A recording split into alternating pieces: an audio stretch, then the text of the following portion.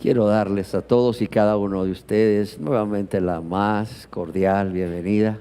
El día de hoy yo quisiera continuar con una enseñanza más. Digo, esta va a ser la última y luego, no sé si es porque he estado enfermo y lo tengo así como dicen, ¿verdad? En los poros. O tengo la palabra en la punta de la lengua y es lo que he estado viviendo en los últimos meses. Pero también el Señor me lleva a que una de las cosas con las que más batalla el cristiano, además de la tentación, es el sufrimiento. Óigalo bien, una de las cosas con la que más batalla el cristiano mientras vivamos en esta vida como extranjeros y peregrinos es el sufrimiento. Y es el sufrimiento a causa no de una vida de práctica de pecado, no porque Dios nos esté castigando o disciplinando, lo cual puede suceder, ya lo vimos, sino porque además de estar viviendo en un mundo caído, las enfermedades son comunes a todos. O sea, no hay hombre que un día llegue delante de la presencia de Dios y le diga: gracias Dios, gracias Señor, porque nunca me enfermé. Nunca me enfermé. Y quiero dar inicio, además de esta breve introducción, con un verso que hemos estado leyendo, que está en la carta del apóstol Pablo a los Corintios, en 2 de Corintios capítulo 12, verso 7, en donde Pablo habla de sí mismo diciendo: y para que la grandeza de las revelaciones, es decir, las revelaciones de Dios, no me exaltase desmedidamente. Óigalo bien. Y para que la grandeza de las revelaciones no me exaltase desmedidamente, me fue dado un aguijón en mi carne. Un mensajero de Satanás que me abofetee, ¿para qué? Para que no me enaltezca de sobremanera. J.C. Riley escribió respecto a la enfermedad y la vida del cristiano: yo quiero pedirles a todos aquellos que encuentran difícil reconciliar esa estrecha relación que existe entre la enfermedad y el dolor con el amor de Dios, que observen a su alrededor y vean cómo hay personas que se someten constantemente a una pérdida presente para obtener ganancias futuras. Cómo se someten al dolor presente o en el presente por causa de un gozo futuro, y cómo se someten al sufrimiento en el presente por causa de una salud futura. Y esto sucede no solo en cristianos, sucede también en no cristianos. Continúa escribiendo Riley: la semilla es lanzada al suelo y se pudre, pero nosotros sembramos con la esperanza de una cosecha futura. El padre de una familia es sometido a una terrible cirugía, pero él está de acuerdo con ello, con la esperanza de una salud futura. Y yo les pido a las personas que apliquen este gran principio al gobierno de Dios en el mundo. Yo les pido que crean que Dios permite el dolor, la enfermedad y las dolencias, no porque quiera causar daño al ser humano, óigalo bien, sino porque Dios desea beneficiar al ser humano de manera integral. Desea traer un beneficio a su corazón, desea traer un beneficio a su mente y a su conciencia, pero sobre todo al alma de cada persona por toda la eternidad. Hasta aquí lo que escribió Riley. Y continuando con la causa de enfermedades en la vida de un verdadero cristiano, hoy quiero centrarme en una sola causa, y esta sería la séptima causa, y es que Dios permite las enfermedades en sus hijos, sus hijas, personas que Él ha redimido, que Él ama, verdaderos nacidos de nuevo, para mostrar su soberanía y su poder. Para mostrar su soberanía y su poder. ¿Y qué es eso de la soberanía, Señor? Vivimos en un país que es libre, soberano e independiente, pero bueno, ¿qué es eso de la soberanía aplicada a la persona de Dios? En la Biblia encontramos numerosos versículos que destacan la soberanía de Dios, es decir, su autoridad y dominio supremo sobre todo lo que existe, sobre todo lo creado. Y ya que la soberanía de Dios es una verdad que encontramos a lo largo de toda la Biblia, quiero leerles solamente algunos de estos versículos que enfatizan cómo Dios tiene control sobre el universo, sobre la vida de las personas, sobre los acontecimientos, incluyendo las enfermedades y el dolor o sufrimiento que éstas nos producen. En Primera de Crónicas, capítulo 29, verso 11, leemos: tuya es, oh Señor, la grandeza. Otras versiones de la Biblia lo traducen la magnificencia, pero escogí una versión de la Biblia que lo traduce en un lenguaje más sencillo, sin faltar a la verdad. Dice: tuya, oh Señor, es la grandeza y el poder y la gloria y la victoria, y óigalo bien, y la majestad. En verdad, todo lo que hay en los cielos y en la tierra, tuyo es el dominio, oh Señor. Y tú te exaltas como soberano sobre todo. Óigalo bien, ese es Dios. Tuya es, oh Señor, la grandeza, el poder y la gloria y la victoria y la majestad. En verdad, todo lo que hay en los cielos y en la tierra es tuyo, Señor. Tú lo dominas, tú lo gobiernas, oh Señor, y tú te exaltas como soberano sobre todo. Por eso a mí me encanta cuando Dios nos permite alabarle y adorarle como lo hemos hecho. ¿Por qué? Porque realmente Él no necesita ser alabado y adorado como Rey majestuoso o como Rey soberano que es. Él no necesita ser alabado por nosotros.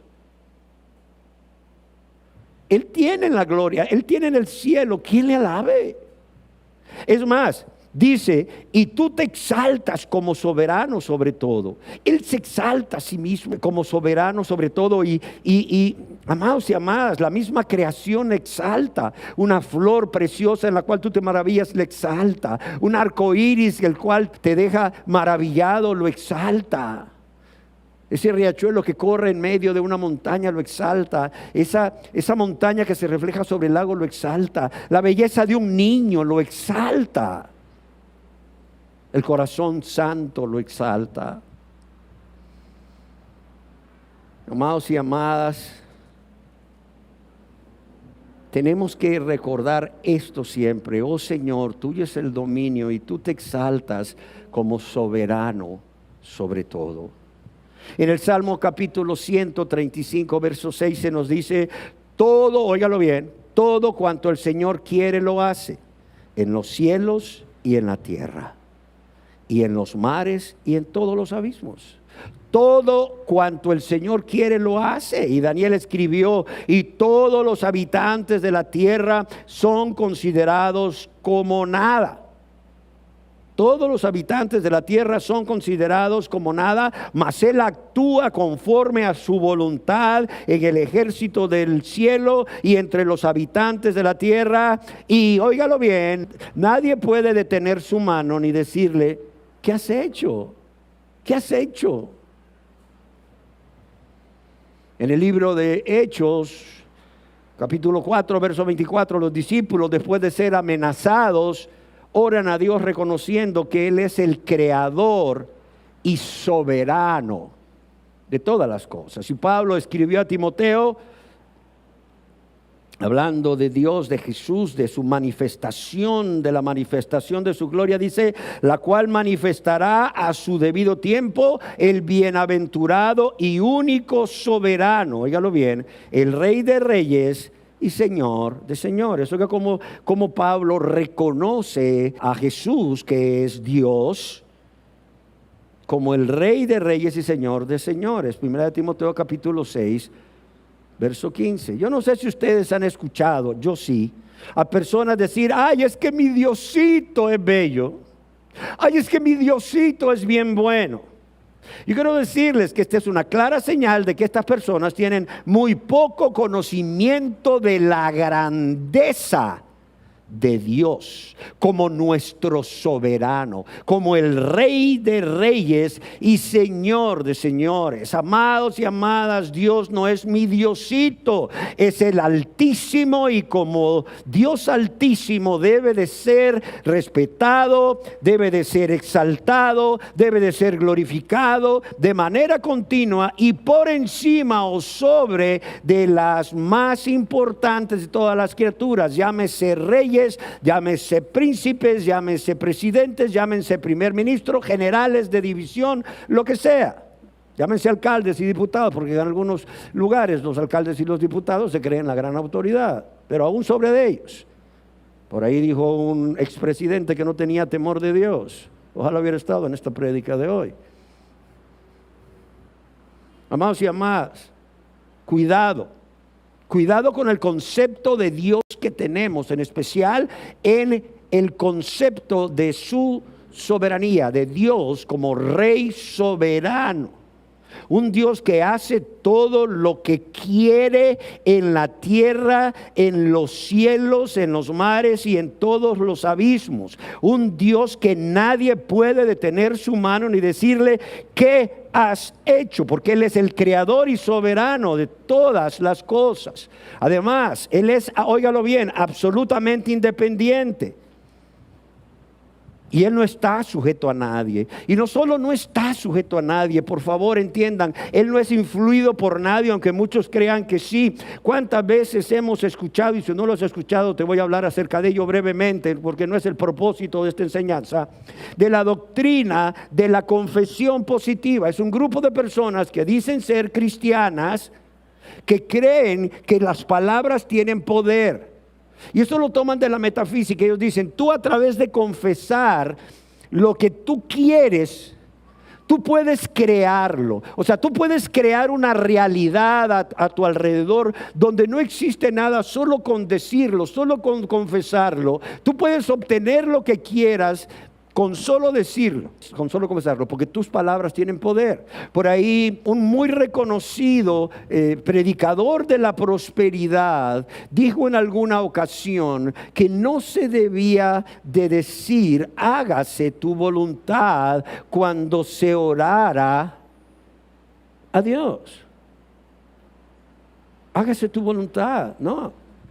Y mucho menos pedir en el nombre de Jesucristo, que las cosas fuesen hechas en el nombre de Jesucristo, por los méritos de Cristo. ¿Por qué? Porque hay poder en nosotros. ¿Cuál poder? ¿Poder para pecar? Pues sí. Es lo único que hay poder. Poder para hacer el mal, sí. Poder para destruir un matrimonio, sí. Poder para destruir una familia, sí. Poder para destruir a tu prójimo, sí. Poder para destruir la naturaleza, sí. Poder para generar guerras y crear muertes, sí. Poder para el mal, es el único poder que hay en esta naturaleza caída. Amados y amadas, mucha gente cree que Dios es su mesero, que pueden decirle por favor, y ni por favor, venga, quiero esto, y que Dios se lo debe de cumplir, y ya, no te necesito, vete, mi vida es mía. Yo la gobierno como quiero, yo hago lo que quiero, pero cuando te necesite te vuelvo a llamar, como si fuera el mago de la lámpara de Aladino. ¿Por qué? Porque la verdad tienen un pésimo concepto de Dios, especialmente de Dios como soberano, nuestro altísimo, el Dios altísimo, el Dios todopoderoso. Y síguele añadiendo atributos. Amados, Él es absolutamente independiente, por lo que no está sujeto a nadie ni es influido por nadie, aunque muchos crean que sí lo pueden hacer. Dios es Señor del cielo y de la tierra, óigalo bien, Señor del cielo y de la tierra, y esa soberanía se debe precisamente a que Él es Señor de su creación. Y claro está, Él ejerce autoridad como soberano, como el Rey de reyes y Señor de señores. Y algunos escritores han dicho que esta autoridad se ejerce de tres maneras. Uno, mediante su control y autoridad como rey. Mediante su control y autoridad como rey. Dos, a través del dominio supremo sobre todo lo que existe. Y óigalo bien, incluyendo nuestras vidas. Por eso lo agrego yo, incluyendo nuestra vida. Porque cuando decimos sobre todo lo que existe, nos imaginamos todas las cosas creadas. Nos imaginamos la suegra, nos imaginamos la cuñada, nos imaginamos el cuñado, nos imaginamos la esposa, el esposo. No lo sé, compañero de trabajo problemático, el jefe, ¿no? Señor, si tú tienes control sobre ellos, ¿por qué no haces algo, Señor? No. Y sobre nuestras vidas. No olvidemos que Él primeramente tiene el poder y quiere tener el dominio supremo sobre nuestras vidas. Óigalo bien, Dios no va a salvar una vida que Él no vaya a controlar. No sé si me explico. Dios no va a salvar, entienda esto, a una persona si esta persona primeramente no se rinde a Él en arrepentimiento. O sea, Dios no puede ser salvador de aquellos que no le reciban como su Señor, por esta razón. Pero Dios no solamente ejerce su autoridad mediante el control y autoridad como rey, mediante el dominio supremo sobre todo lo que existe, incluyendo nuestras vidas, quieras o no, vivas en rebeldía o en obediencia, pero también a través de su autoridad absoluta y su presencia con su pueblo y toda su creación. Mucha gente dice, ay pastor, es que yo siento que le oro a Dios y Dios no me escucha. Es como que si yo estuviera hablando solo. Bueno, tristemente, la verdad es que no está solo, porque Dios es omnipresente y está en todo lugar. Pero has vivido como si no lo estuviera. El problema de la gente es que quiere vivir como si Dios no está ahí. Quieren vivir como el hijo pródigo que se fue lejos de su padre. ¿Para qué? Para pecar a gusto. Así quieren vivir. Pero luego cuando tienen una necesidad, quisieran que ese Dios al cual han sacado de sus vidas, del cual se han alejado para pecar a gusto, ahora esté ahí. Esté ahí a su disposición en un chasquear de dedos o en un chasquido de dedos. Amados y amadas, ese Dios que quieres que esté ahí en el momento de necesidad es el mismo Dios que ha estado ahí cuando tú no lo has buscado. Al contrario, cuando tú te has ido detrás de tu vida de pecado, cualquiera que ésta sea, y Él te ha visto. Óyalo bien, y Él te ha visto. ¿Por qué? Porque Él es omnipresente. ¿Cuánto más si tú eres cristiano? Cuidado, cuidado. El apóstol Pablo habló de aquellos falsos profetas que harían de la gracia un libertinaje. Esa es una falsa gracia. Como diría Dietrich Bonhoeffer, esa es una gracia barata y es la que se está vendiendo hoy. Estamos bajo la dispensación de la gracia. Tú solo acepta a Cristo y vive como quieras vivir. No hay problema. Oye, ¿y qué tal si todavía sigo cometiendo estos pecados? No te preocupes, tú no eres salvo por obras, eres salvo por fe. Y tú ya ejerciste fe en Jesús, que Él murió por ti en tu lugar en la cruz del Calvario. Sí, ok, no te preocupes. Entonces Jesús no solo murió por ti, sino que resucitó para venir a ser una sombrilla para ti. ¿Cómo así, pastor? Ya Dios no te ve a ti, no ve tu corazón perverso, no ve tu corazón de pecado o lleno de pecado. Él ve a Cristo y entonces eres santificado posicionalmente. Qué bonito. Es como que un empleado, ¿verdad?, no vaya a trabajar y le diga a su jefe, pero ahí dejé una foto mía. ¿Cómo? Sí, ahí dejé una foto mía. Yo posicionalmente estoy ahí. O sea, usted no me ve a mí, pero vea mi foto. No me ve a mí sentado ahí. No, pues no lo veo sentado y necesito que esté sentado. Ah, pero vea mi foto. Está viendo mi foto, ¿verdad? Sí, salí guapo, ¿verdad? Pues no tan mal. Pero lo necesito a usted aquí. No se preocupe. No necesito estar ahí. Yo estoy ahí. ¿Cómo que está ahí? Sí, posicionalmente yo estoy sentado ahí. No, hermano. Pero a mucha gente le gusta esa doctrina. ¿Por qué? Porque es una licencia para pecar. Porque a través de estas cosas se está convirtiendo la gracia en libertinaje. Y ese Dios de gracia y de amor, además de ser santo, santo, santo, como cantábamos, Él está ahí, óigalo bien. Él está ahí en presencia de su pueblo. Él está ahí junto a su pueblo. Y porque está en todo lugar, también está con las personas no convertidas. Y está viendo lo que haces. Está oyendo lo que dices. Claro. Y amados y amadas, este Dios que es soberano, que es absolutamente independiente, por lo que no está sujeto a nadie, ni es influido por nadie, este Dios que controla como rey y autoridad que es, a través de su dominio supremo sobre todo lo que existe, pero también que está con su pueblo, ejerciendo esa autoridad en medio de su pueblo y en toda la creación, a veces no es entendido. A veces no es entendido, créanmelo.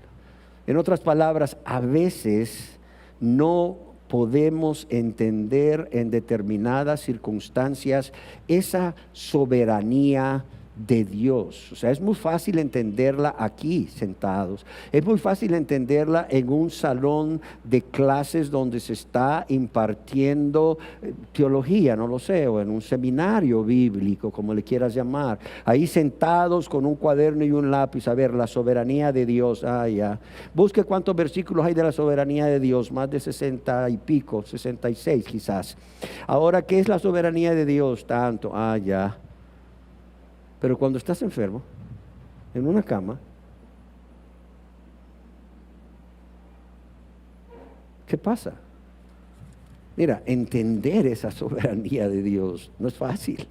Por eso es que comenzamos diciendo, J.C. Wright escribió, yo quiero pedirles a todos aquellos que encuentran difícil reconciliar la estrecha relación que existe entre la enfermedad y el dolor con el amor de Dios, por favor entiendan que todo esto es parte de un plan perfecto de Dios para nuestro bien, aunque a veces no entendamos su voluntad. Yo quiero decirles que este es el caso de Carlos Spurgeon. Tú dirás, ¿quién es Carlos Spurgeon? Él fue un predicador en Inglaterra en los años 1800. Por cierto, se le conocía como el príncipe de los predicadores. Óyelo bien. Un hombre grandemente utilizado por Dios. En su iglesia tenía 4,000 a 5,000 miembros. Un hombre que escribió muchísimos libros que hasta el día de hoy nos siguen bendiciendo.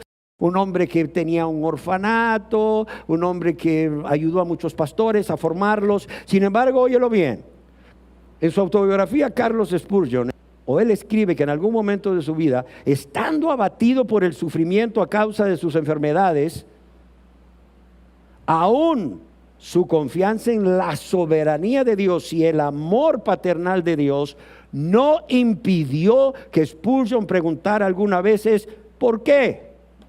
Ahora, ¿por qué lo quiero citar? Porque uno cree que estos grandes siervos de Dios han caminado 1 metro sobre la tierra, es decir, han caminado por esta tierra como extranjeros y peregrinos, como quien está en el cielo con nubes y con ángeles tocando ahí el salterio o el arpa.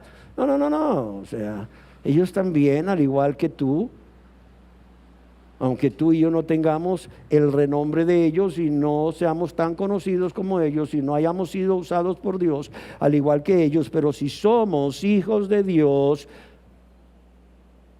puede que llegue un momento cuando estemos en ese sufrimiento por causa de una enfermedad, como es el caso del cual estamos hablando, en que nos lleguemos a preguntar ¿por qué?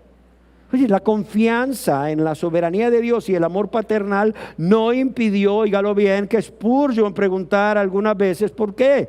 Más especialmente, se nos dice en su autobiografía, cuando quedaba incapacitado en tiempos que él consideraba cruciales para su trabajo. De hecho, en 1876, él publicó un folleto como parte de una serie, La Espada y la Cuchara, en donde él pone como título de este artículo o folleto, incapacitado. ¿Por qué? ¿Cómo ven?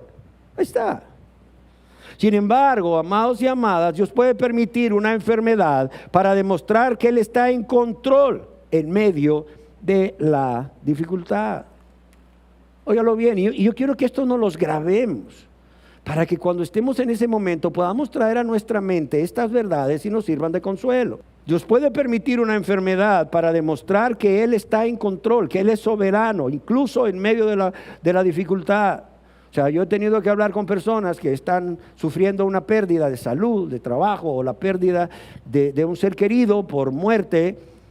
Yo le digo, mire, la verdad es que, ¿qué puedo decirle? ¿Qué puedo decirle? Más que estoy con usted, estoy orando por usted, pero también que nunca olvide que Dios ese Dios de amor no dejó de ser Dios de amor aún en medio del sufrimiento suyo por causa de la enfermedad de su ser querido. No dejó de ser un Dios de amor, no dejó de ser un Dios de misericordia y no dejó de ser un Dios soberano, para nada. La pregunta no es, ¿por qué lo permitiste, Señor? Porque la respuesta es fácil, yo soy soberano, sino ¿para qué lo permitiste? Y eso hace la gran diferencia. Amados y amadas, un ejemplo claro en la Biblia de que Dios puede permitir una enfermedad para demostrar que Él está en control, es el caso de la vida de Job. Allá en el libro de Job, capítulo 2, quiero leer algunos versos. Dice: un día los miembros de la corte celestial, y lo leo en otra versión que no es la Reina Valera, pero repito o insisto, es apegada a la verdad, para que se entienda mejor. Dice: un día los miembros de la corte celestial llegaron nuevamente para presentarse delante del Señor, es decir, delante de Dios. Y el acusador Satanás vino con ellos. Y después de una plática entre Dios y Satanás, Satanás respondió al Señor, piel por piel, hablando de Job, piel por piel. Cualquier hombre renunciaría a todo lo que tiene para salvar su vida. Oye lo que le está diciendo el diablo a Dios con respecto a Job. ¿Qué dice Dios de Job? ¿No has visto a mi siervo Job, varón recto, perfecto, temeroso de Dios y apartado del mal?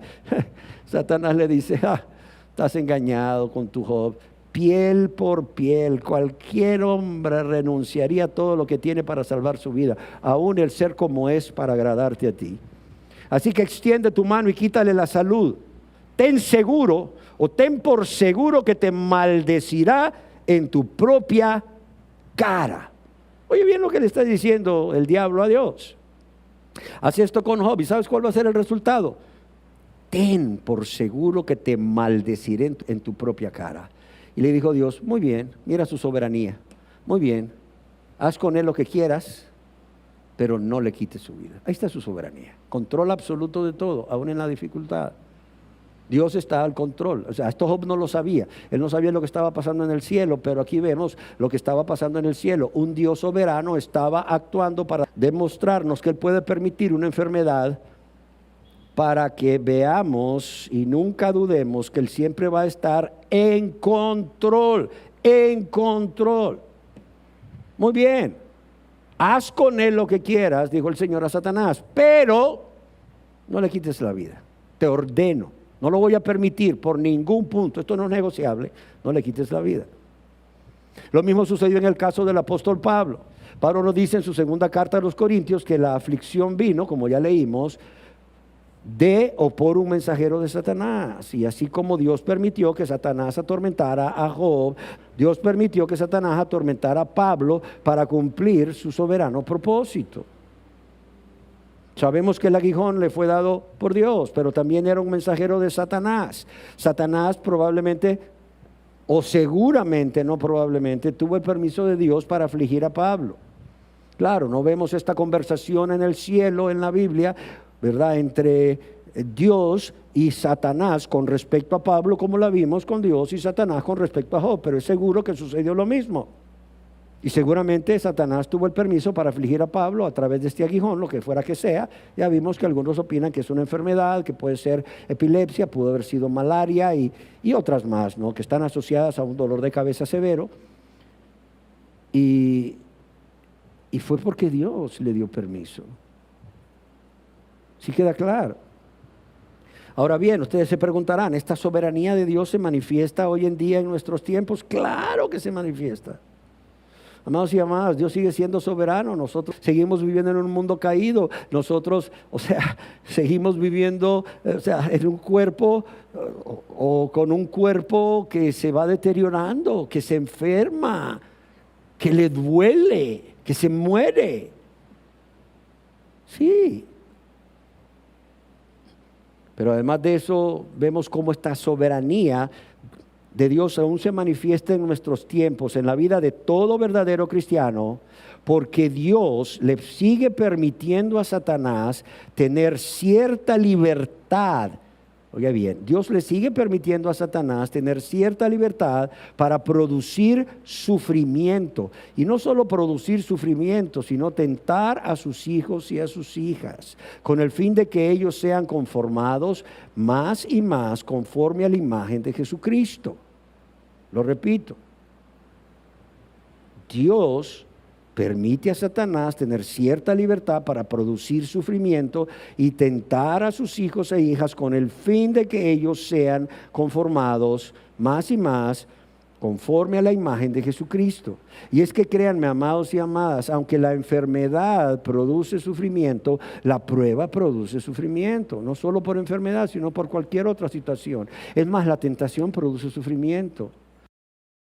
Yendo más allá, yo puedo decirles que una de las evidencias de un verdadero nacido de nuevo es que esta persona, cuando es tentado por Satanás, no va a ceder fácilmente ante la tentación, por muy placentero que Satanás le presente el pecado o ese acto pecaminoso. ¿Por qué? Porque esta persona que conoce qué es pecado, a quién ofende con su pecado, o sea, cómo Dios se siente a causa del pecado de su creación y cuánto más de sus hijos amados que ha redimido a través de la sangre preciosa de Cristo.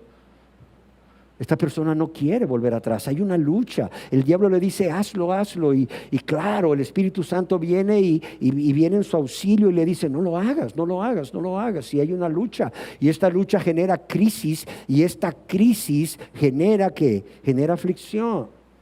¿Y esto dónde lo vemos en la Biblia? Dirán ustedes, lo vemos allá en Gálatas, lo vemos en Gálatas capítulo 5, que es verdaderamente donde se ve la lucha del cristiano. Muchos dicen que la lucha del cristiano se ve ahí en Romanos 7. A mí me gusta ver más la lucha del cristiano con el pecado en Gálatas 5. ¿Por qué razón? Porque ahí es donde podemos ver cómo las obras de la carne y las obras del Espíritu, o sea, se contradicen mutuamente. ¿Para qué? Para que no hagamos lo que queramos. Digo pues, Gálatas 5:16 en adelante, digo pues, andad en el Espíritu y no satisfagáis los deseos de la carne. Porque el deseo de la carne es contra ¿qué? Es contra el Espíritu. Y el deseo del Espíritu es contra ¿qué? La carne. O sea, tú no puedes andar en la carne y ser espiritual, olvídate. Es que soy un cristiano carnal. No. Lee Gálatas 5:16 en adelante. No existen los cristianos carnales según la Biblia, no según yo, según la Biblia. Aquí dice el apóstol Pablo inspirado, el deseo de la carne es contra el Espíritu. ¿Quién es el carnal? El que es gobernado por los deseos de la carne, punto. Ese es el carnal. Y más por los deseos pecaminosos de la carne, de los ojos y la vanagloria de la vida. Dice, los deseos de la carne son contra el Espíritu y los del Espíritu contra la carne. Y dice, y estos se oponen entre sí, ¿para qué? Para que no hagáis lo que quisierais, punto. ¿Cuál licencia para pecar? ¿Cuál gracia barata? No existe. Amados y amadas, Dios sigue permitiendo que los cristianos sean afligidos por Satanás a través de situaciones como la tentación, la prueba, y parte de esa prueba puede ser la enfermedad. ¿Para qué? Para llevarnos a ser más y más conforme a la imagen de Jesucristo. Amén. Y es que, aunque en los casos de Job y Pablo, al igual que en la vida de todo cristiano, Dios en su soberanía permite las enfermedades, es muy importante, y esto también quiero que lo llevemos en nuestra mente para traerlo a ella en momentos de tribulación, de prueba, de enfermedad. Es algo que debemos tener siempre en mente, que su control soberano, óyelo bien, ¿Él es el soberano Dios? Sí, Él es, ya lo vimos. Pero su control soberano no es ejercido de forma fría, como un dictador. No sé si me explico. O como un emperador romano que ante sus ojos tenía una escena terrible de un gladiador vencedor, un gladiador en el suelo vencido, el gladiador vencedor con su espada en la mano, dispuesta a dar el golpe de gracia para muerte al vencido, esperando que el emperador hiciera una señal. Y el emperador levantaba la mano y levantaba su dedo, y si el dedo permanecía así, el gladiador vencido vivía. Pero si el emperador lleno de frialdad, lleno de falta de amor, le hacía así, el gladiador vencido moría. Amados y amadas, ese no es nuestro Dios. Si siendo aún sus enemigos, Él nos reconcilió por medio de lo que Jesús hizo al dejar el cielo, la gloria, morir, ser ahí sepultado y resucitar por nosotros, cuanto más siendo sus hijos, Él no va a ejercer su soberanía con amor. Oigan, pensémoslo y veremos cómo eso transforma inmediatamente no solo el concepto del Dios soberano, sino el concepto de soberanía, dolor, enfermedad y amor de Dios. ¿Por qué? Porque ese control soberano no es ejercido de forma fría. Tampoco es ejercido de manera caprichosa. Yo quiero que lo entienda. O sea, Dios no ejerce esa soberanía de manera caprichosa ni arbitraria, y mucho menos en forma mecánica, gobernado por su ira. Óigalo bien. Sí es cierto, ¿está Dios airado con el impío todos los días? Sí es cierto. Ahí lo vemos en la Biblia, en los Salmos. Dice que ya tiene preparadas saetas ardientes y que si el impío no se arrepiente, Dios va a descargar todo ese arsenal en contra de él. Imagínate. Piénsalo, persona que no te has convertido a Dios. Todas esas armas que ha preparado, esas saetas, esas lanzas. Si no te arrepientes. Sí es cierto, Dios está airado, es el doble carácter de Dios. Mira pues, dice el apóstol Pablo ahí en Romanos, la bondad y la severidad de Dios. Ese es el doble carácter de Dios. Él es soberano, bondadoso, pero también soberano y severo. Sin embargo, cuando Él ejerce su soberanía, especialmente sobre sus hijos, ni lo hace de forma fría, ni lo hace de forma caprichosa o arbitraria, ni lo hace en forma mecánica y mucho menos gobernado por su ira, sino que es, por así decirlo, como una supervisión amorosa, y misericordiosa de este Rey de la creación, pero también de nuestro Salvador y Padre. Y esto no solo nos va a dar paz, no solo nos va a dar gozo y fuerza durante el momento en que estemos siendo atribulados por una enfermedad, aún sabiendo que un Dios soberano lo permitió, sino que sobre todas las cosas, óigalo bien, nos va a impedir ver a Dios como un rey lejano, a quien no le importo. O sea, me creó, pero Él está en su gloria y yo aquí en la tierra. Él está en su trono y yo aquí sufriendo en este valle de lágrimas. No.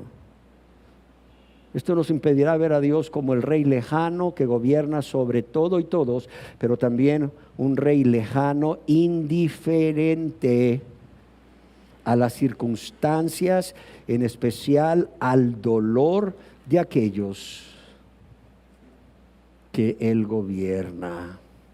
Y es que, amados y amados, adentrándonos un poco más en el tema, digo esto porque seamos sinceros. El tema de la enfermedad en la vida de una persona, un ser querido, o en tu vida, si eres hijo o hija de Dios o no, es difícil de entender. Es difícil de armonizar. ¿Por qué razón? Porque cuando estamos sufriendo con una enfermedad, normalmente, ¿qué hacemos? Nos centramos únicamente en nosotros mismos, ¿sí o no? Nos centramos únicamente en nosotros mismos, como si solo nosotros estuviéramos padeciendo esto. Como si nadie en el mundo estuviera padeciendo otra cosa similar que le genera sufrimiento, o como si fuéramos los que más sufrimos en el mundo. Pobrecito de mí, mejor me hubiera muerto al nacer para no venir a este mundo para sufrir, como si tú fueras el único que está sufriendo o la única que está sufriendo. Jesús mismo sufrió. Claro que sufrió hambre, sufrió sed, sufrió agotamiento. ¿Qué más? Sufrió angustia. Mi alma está angustiada hasta la muerte. De tal manera estaba angustiado que su sudor era como grandes gotas de sangre. Y esto médicamente solo se ve en personas que están sometidas a una gran ansiedad por una situación de estrés grandísima. Pero ese es el problema, creemos que solamente nosotros somos los únicos que estamos padeciendo eso. Nos centramos en nosotros mismos, pero también nos centramos en nuestro propio sufrimiento. Por eso podemos tener al lado una persona que está sufriendo y somos incapaces, y tenemos un poco más de fuerzas que esa persona, de pasar una pastilla y un vaso de agua, porque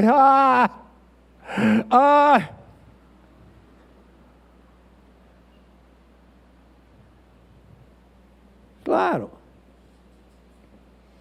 Y es que pasa tristemente que en medio de una prueba, sea cualquier enfermedad, humanamente es difícil centrarse en lo que el buen Dios puede traer como resultado.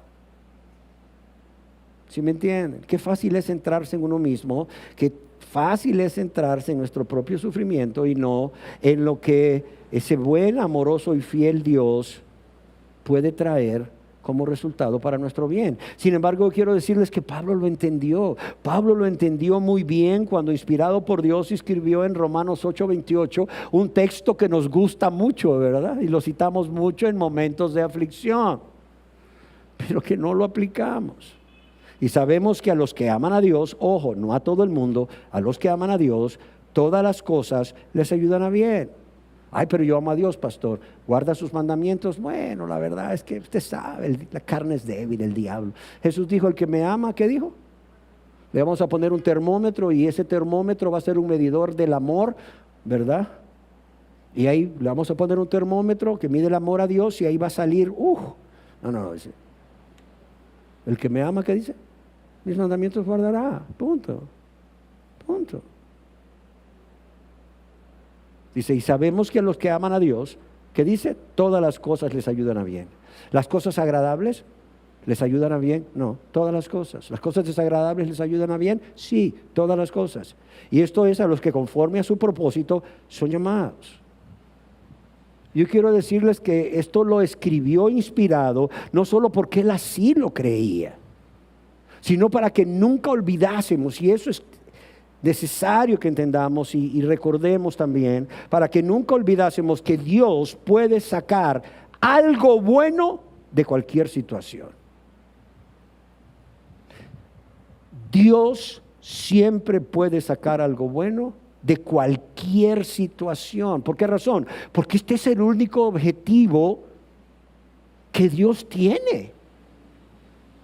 Porque además de ser bueno, y nunca dejará de ser bueno, Él es soberano, y ni Satanás, ni un virus, ni una bacteria van a hacer lo que Dios no les permita hacer en nuestro cuerpo, pero también porque Dios conoce el resultado final. ¿Cuál es la clave? La clave es poner la mirada o nuestra confianza en Dios, en todo momento, en todo lugar, en toda circunstancia.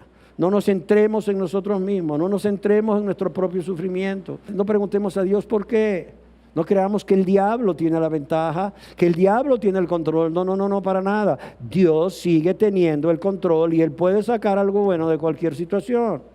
Y todo lo que Él permite a los que le aman, ¿es para qué? Es para bien. Dice que le ayudan a bien. Yo quiero decirles que cuando nosotros hacemos esto, ponemos nuestra mirada, nuestra confianza en Dios, en lugar de centrarnos únicamente en nosotros mismos y en nuestro propio sufrimiento, vamos a descansar, vamos a tener paz. Nuestra mente descansará tranquila en la almohada de la soberanía de Dios. Óigalo bien. Nuestra mente descansará tranquila en la almohada de la soberanía de Dios.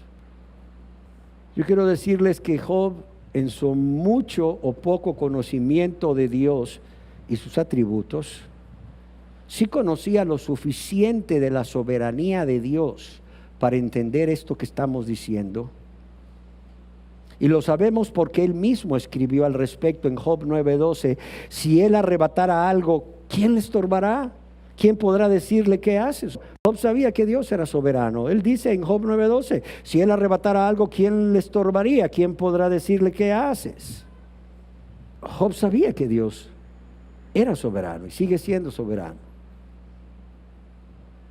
Pero él sabía que en su soberanía Dios permitía las cosas con un propósito, y esto era para nuestro bien. Por eso es que ahora entendemos por qué este hombre pudo decir: Jehová Dios, Jehová quitó, en todo sea el nombre de Jehová bendito. Job 1:21. No creas que este hombre era un hombre que tenía trastornos de conducta, y él, o sea, era un hombre que no era afectado por las circunstancias a su alrededor.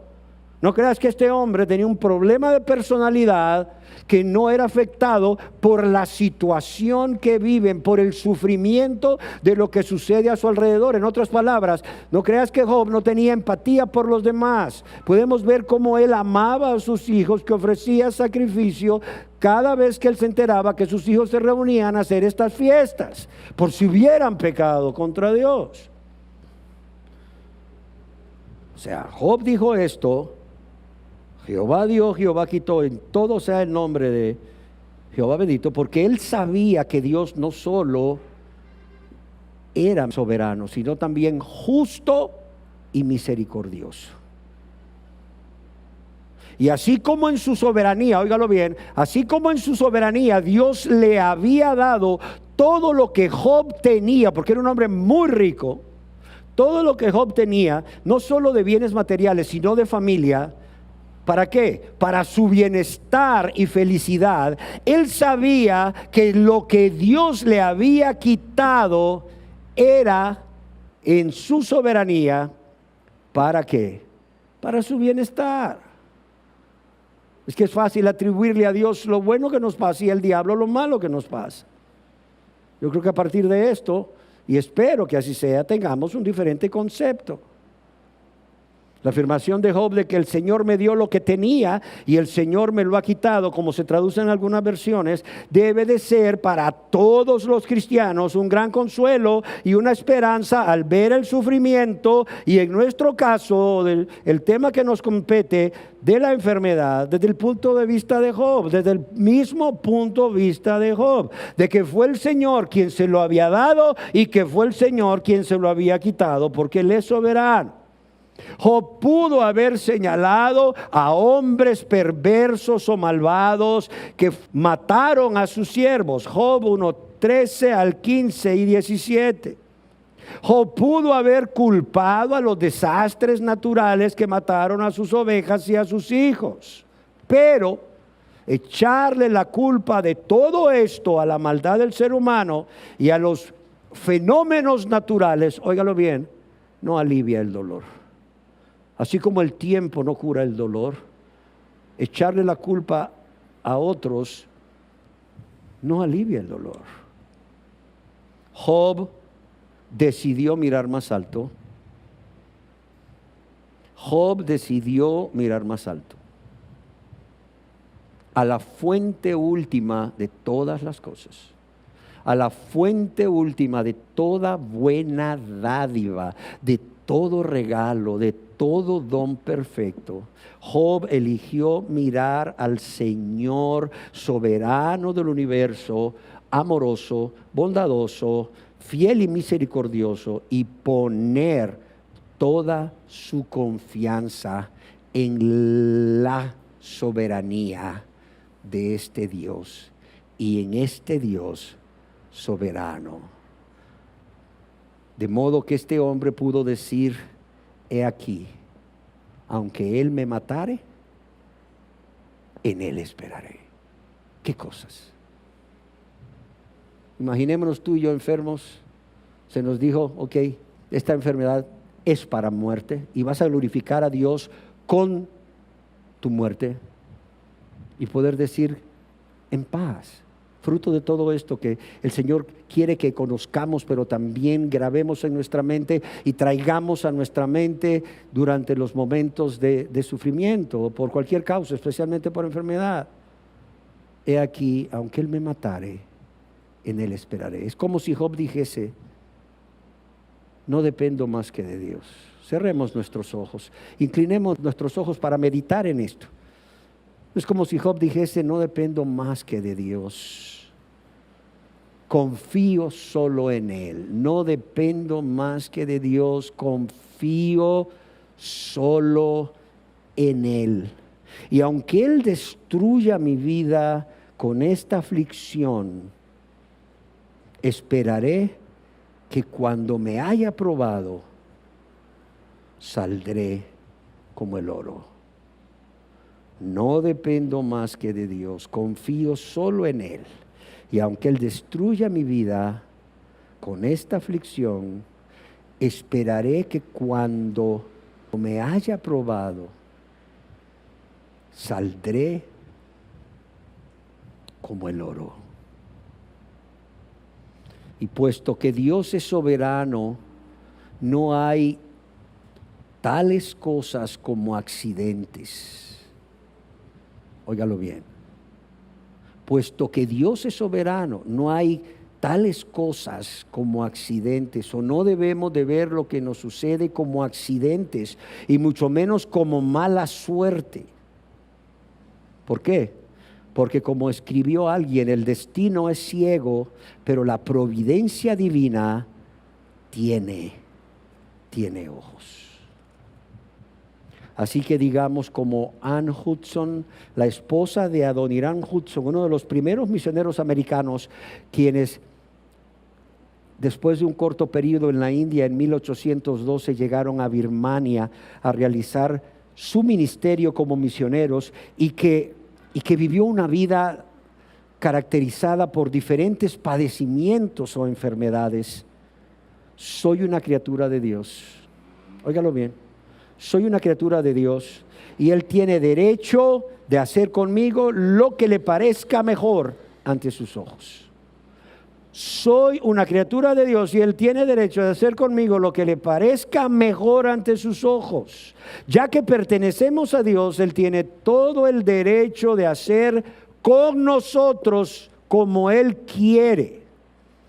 Debemos tener una actitud de humildad y entregarnos a Dios y confiar en Él. ¿Sí queda claro?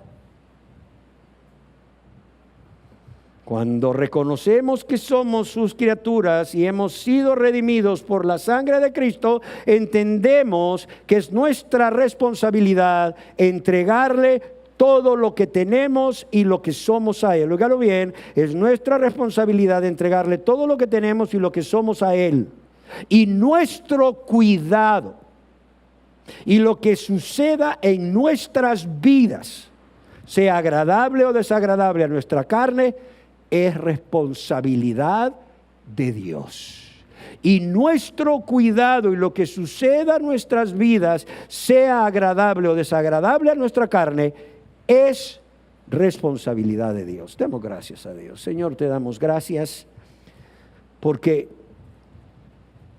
aún en medio de la adversidad, tú tienes el control porque eres soberano, y tú no solo tienes el control, todo lo permites para nuestro bien, porque estamos seguros, conociéndote a ti, conociendo tu carácter por medio de tus atributos, que de cualquier cosa, aunque nosotros no veamos qué bueno puedes sacar tú de ella, lo vas a sacar. Gracias, Dios.